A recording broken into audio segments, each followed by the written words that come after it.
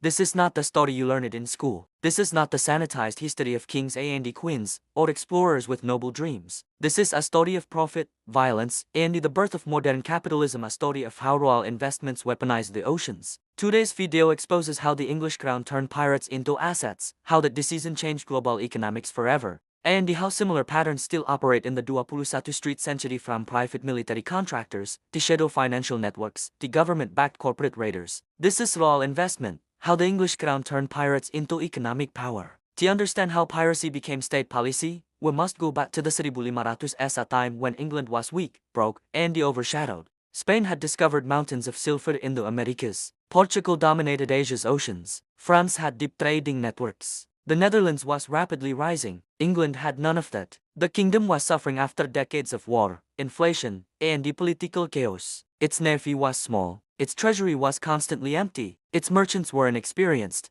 In short, England had big ambitions but no more money and no more muscle. And then something happened. A new financial idea emerged inside the royal court, something radical, risky, and deeply unorthodox. If we cannot beat our rivals on open seas, we will unleash chaos upon them. If we cannot afford a navy, we will rent one. And if we lack money to build an empire, we will steal it. This idea gave birth to a powerful tool: state-sponsored piracy, also known as privateering. But to fully understand how this worked, we must meet the key players, men whose names later appeared in history books as explorers, but who were in reality profitable state criminals. Francis Drake, the Queen's favorite pirate. Francis Drake is often described today as an explorer or naval hero. But in reality, Drake was a pirate, a highly skilled, ruthless pirate whose entire career was funded by the crown. Queen Elizabeth privately invested in his voyages. In return, Drake attacked Spanish ships, robbed ports, and captured gold, silver, and treasures worth millions in today's money. The Queen's loot from one of Drake's expeditions was so huge that it exceeded the total annual income of the English government. That single investment helped pay national debts, build new ships, and strengthen the royal treasury. This was the moment the crown realized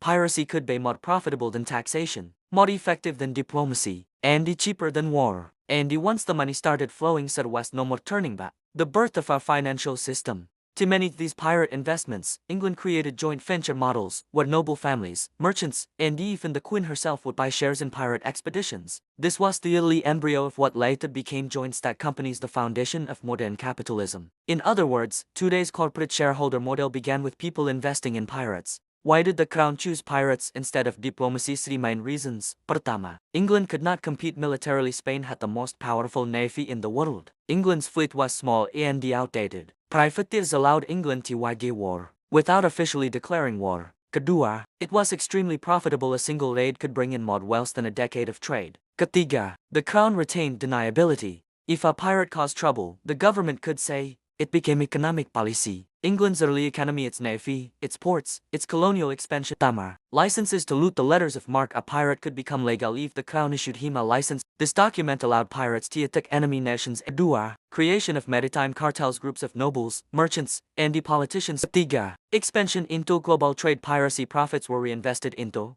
looted silver and gold, strengthened England's economy. By the early 1600s, this system allowed England to build a professional navy, the beginnings of the British Empire. So yes, pirates helped fund the rise of global British power.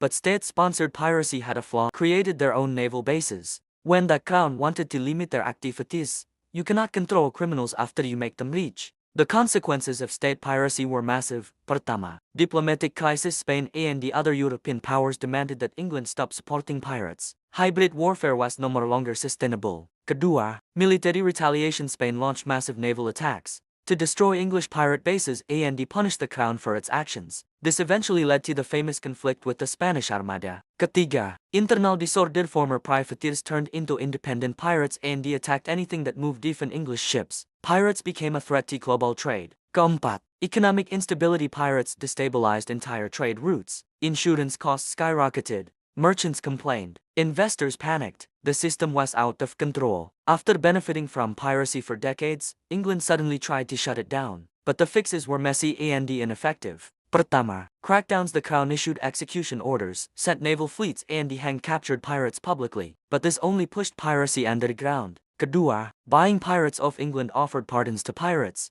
in exchange for loyalty. Some accepted, men did not. Ketiga, replacing pirates with corporations. The government shifted from pirate syndicates to state-backed corporations, such as The East India Company, the Virginia Company, the Royal African Company. These companies acted like corporate pirates, private armies, forced trade, economic coercion. Piracy didn't end, it simply changed shape. The story might sound ancient, but the pattern hasn't disappeared. Governments today still use outsourced violence and outsourced economic disruption for strategic advantage. Modern examples: private military contractors like Blackwater, corporate raiders operating with political backing, sanctions and economic coercion, state-enabled cyber hacking organizations. Shadow financial networks used by powerful states. The structure is familiar. Spend decades dealing with fallout. Today's geopolitical proxies often grow too powerful to control. The global private military industry is now worth $260 billion annually. Cybercrime linked to state actors costs the global economy over $1 trillion yearly. Offshore shadow financial networks hold over $10 trillion money whose origins cannot be traced.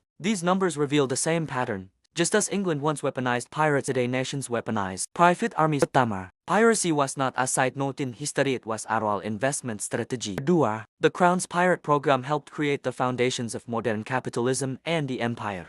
Outsourcing power to unofficial actors is dangerous when governments use proxies to achieve their goals. If the English crown accidentally built an empire. If you found this tip eye-opening, don't forget to like, subscribe and turn on notifications.